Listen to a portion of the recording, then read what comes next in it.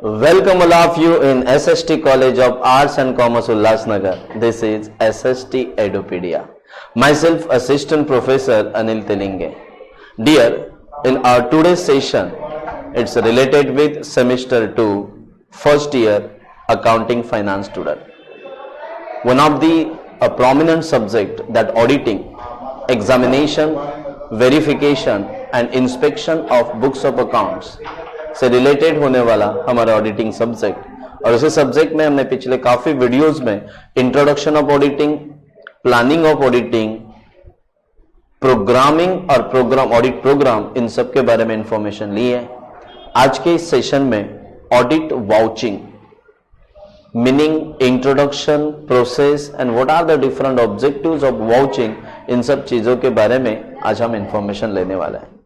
Dear student, vouching क्या है, इसके हम सिंपल वे से मीनिंग देखेंगे तो vouching is nothing but examination of all documentary evidence in a support of a transaction. You all of you know that the auditor examine, verify the books of account of the business organization, and books of account itself involve the performance as well as position of business organization. All the performance related with income expenditure which based on the transaction.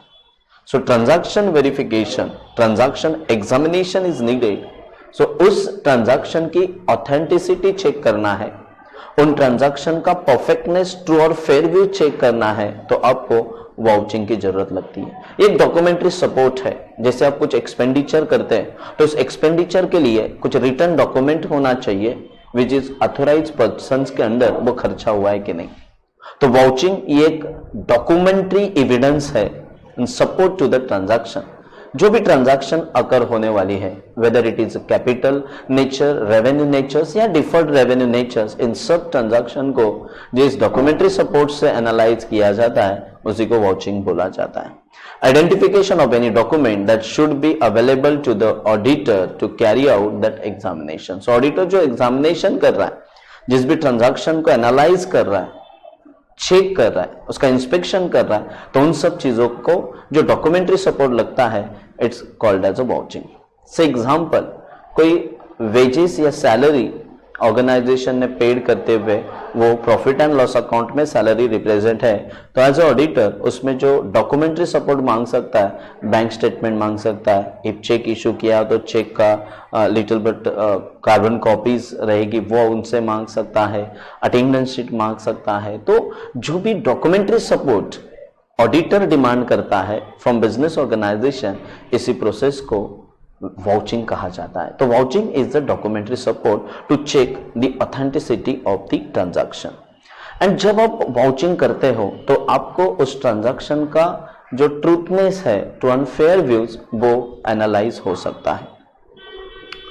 Normally in audit process vouching एक important role play करता है। What are the objectives of vouching? Vouching के क्या क्या objectives हैं? तो उन्होंने पहला ऑब्जेक्टिव बताया है authenticity of transaction. Whatever transaction incurs like productive transaction, trading debit side, non productive, profit and loss account debit side, all capital assets as capital expenditure or capital receipt, all are nothing but the transaction. So to check the authenticity of transaction which is actually occur or not, ये वाउचिंग्स और ये document ही बताते हैं कि वो कितने authentic transaction है। तो ऑथेंटिसिटी यदि आपको चेक करना, ऑथेंटिसिटी चेक करनी है ट्रांजैक्शन की, there is a need of vouching. Additional objective to check the transaction are genuinely concern और कनेक्टेड विद द बिजनेस, क्योंकि वाउचर पे डेट होती है, वाउचर पे कंसर्न अथॉरिटी की सिग्नेचर होती है, वाउचर पे ईयर होने के कारण या उसमें जो कंटेंट लिखा होता है कि so and so reason the expenditures incurred, तो उसमें जो हम बोल सकते हैं जेन्युइननेस है, ट्रांजैक्शन का जेन्युइननेस हमें वाउचिंग से दिखाई देता है। Rather, to know the authenticity, to know the genuineness of any transaction, there is a need of vouching. Objectives हम देख रहे हैं। To ascertain that the transaction are supported by documentary evidence or not, analytical checking करना है। Auditor को verifications, वाउचिंग्स के द्वारा जो भी इंफॉर्मेशन क्लाइंट ने दी है, क्लाइंट के अकाउंटेंट ने दी है, वो मैच हो रही कि नहीं, ये भी वो वाउचिंग के द्वारा चेक कर सकता है। मतलब वहां पे सेल्स का रिकॉर्ड किया है 3,50,000, तो डॉक्यूमेंट्री जो उन्होंने सपोर्ट किया है वेदर मैच हो रहा है कि नहीं, ये भी आप मैचिंग भी वहां पे कर सकते हैं। To check vouchers pertain to the financial year under the audit, तो आपका जो फाइनेंशियल ईयर के द्वारा आपने जो ऑडिट वर्क किया है या फाइनेंशियल रिपोर्ट रिप्रेजेंट करने जा रहे हैं, वो रिपोर्ट एज वेल एज जो भी डिसीजन पॉलिसी फ्रेम करने वाले हो वो परफेक्ट है। Check vouchers pertain in the financial years, vouchers होते हैं स्मॉल स्मॉल ट्रांजैक्शन के लिए, वो करंट ईयर के है कि नहीं, पर्टिकुलर ईयर के हैं कि नहीं, उसी साल के है कि नहीं, ये भी आप वाउचिंग से चेकआउट कर सकते हो।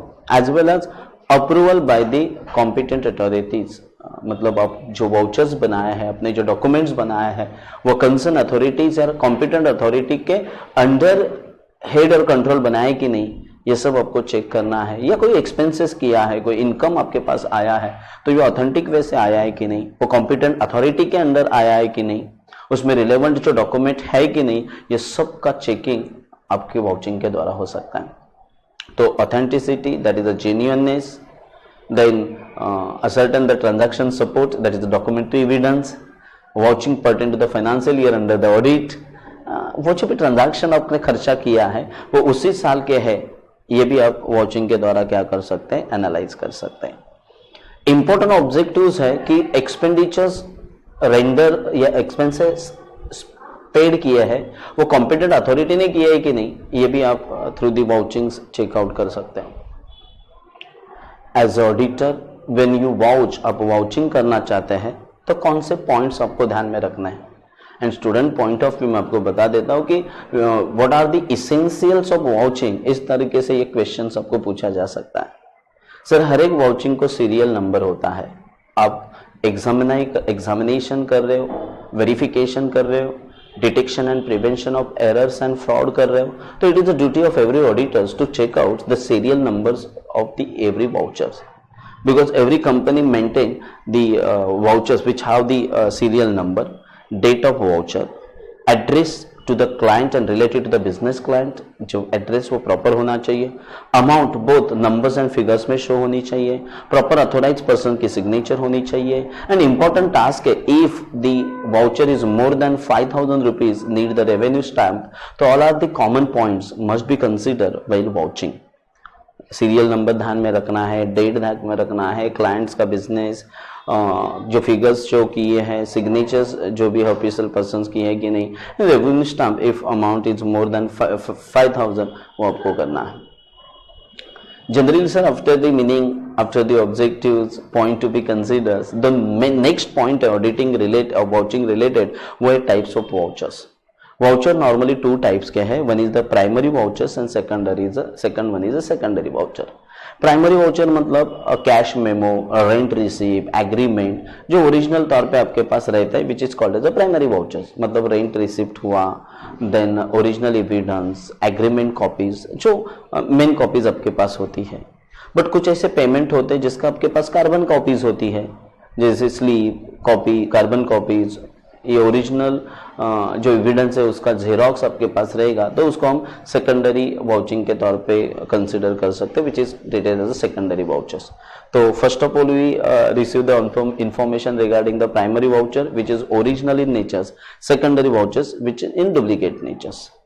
Sir which procedure need to follow as and when auditor want to vouch, जब वो वाउच करना चाहता है, वाउचिंग करना चाहता है, चेकिंग करना चाहता है, एग्जामिनेशन करना चाहता है, बट अभी वो ट्रांजैक्शन का ऑथेंटिक वे और सिस्टमेटिक वे से वाउचिंग करने का प्रयास कर रहा है, तो उसको पहले जनरल कंसिडरेशन ध्यान में रखना है कि consideration means nothing but salary department का है, सेल्स प्रमोशन डिपार्टमेंट का है या एडवर्टाइजमेंट डिपार्टमेंट का है, तो ये जनरल कंसिडरेशंस आपको ध्यान में रखना है। As a auditor first of all consider that which transaction need to watch, उस बट ऑब्वियस मटेरियल ट्रांजैक्शन होनी चाहिए। Internal control, In last video we already informed that internal control means internal system of organization, internal rules and regulation of organization. जितने internal rules and control strong होगा उतना उधर discipline ज़्यादा होता है, business ज़्यादा सक्सेस पे पहुंच सकता है. तो ऑडिट वर्क्स भी सिंपल नेचर से चल सकता है. कैश बुक का भी वेरिफिकेशन होना चाहिए, बैंक स्टेटमेंट का भी चेकिंग होना चाहिए, डॉक्यूमेंट्री एविडेंस का चेकिंग होना चाहिए, प्रॉपर अथॉरिटी ने वो ट्रांजैक्शन की कि नहीं वो भी देखना चाहिए, टाइप्स ऑफ एक्सपेंडिचर किस तरह के एक्सपेंडिचर है, कैपिटल या रेवेन्यू एक्सपेंडिचर है, एंड रूटीन चेकिंग. ये सब points auditor need to follow while audit vouching. Audit vouching करते समय ऑडिटर को ये सब पॉइंट्स कंसिडर करने हैं. उसको जनरल कंसिडरेशन किस डिपार्टमेंट के हैं, internal controls what ever the plans and policies, management thinkings and policy standard उसको यहाँ पे कंसिडर करना है. Cash book which is real account, debit, receipts and payments considerations यहाँ पे होती है. तो cash book transaction, bank statement transaction, many documentary supports और एविडेंस वाउचिंग के वक्त उसको देखना है, अथॉरिटी देखनी है एंड एक्नॉलेजमेंट जजमेंट्स भी देखना है. यहाँ पे एक लिटल नेचर से सपोज हमने एक एक्सपेंडिचर लिया रेंट, तो रेंट को हम किस तरह वाउच कर सकते हैं. तो उसमें आपको पहला जनरल कंसिडरेशन करना है कि रेंट रिसिप्ट है या पेमेंट है. फिर आपको जाके इंटरनल कंट्रोल चेकआउट करना है कि इंटरनल कंट्रोल सिस्टम उस रेंट को किस तरह एनालाइज कर रहा है, किस तरह उसको रिप्रेजेंट कर रहा है. रेंट मंथली है, ईयरली है या 6 मंथली है, क्वार्टरली है, ये सब उसको चेक करना है. यदि कैश में लिया है तो कैश बुक में उसकी एंट्री है क्या, चेक से या डायरेक्टली ट्रांसफर है तो बैंक में उसकी एंट्रीज है कि नहीं, रेंट एग्रीमेंट में जो दिया हुआ रेंट की अमाउंट्स और एक्चुअल रेंट अमाउंट्स जो रिसिप्ट है उसमें कुछ डेविएशन तो नहीं है ना. और एक्नॉलेजमेंट फ्रॉम द पार्टीज, जिसके साथ आप एग्रीमेंट कर रहे तो उसके साथ एक्नॉलेजमेंट है कि नहीं.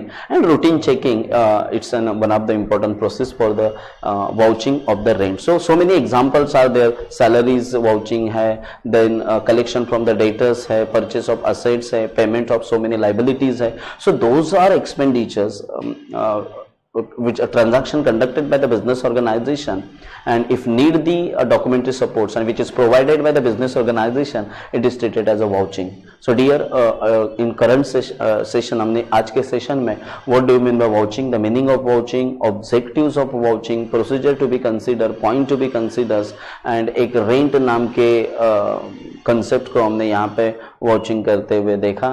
इससे भी और वेरिफिकेशंस के videos and all over auditing के वीडियोस आपके लिए दिए जाएंगे. फिलहाल आज के सेशन में इतना ही. Thank you, thanks a lot.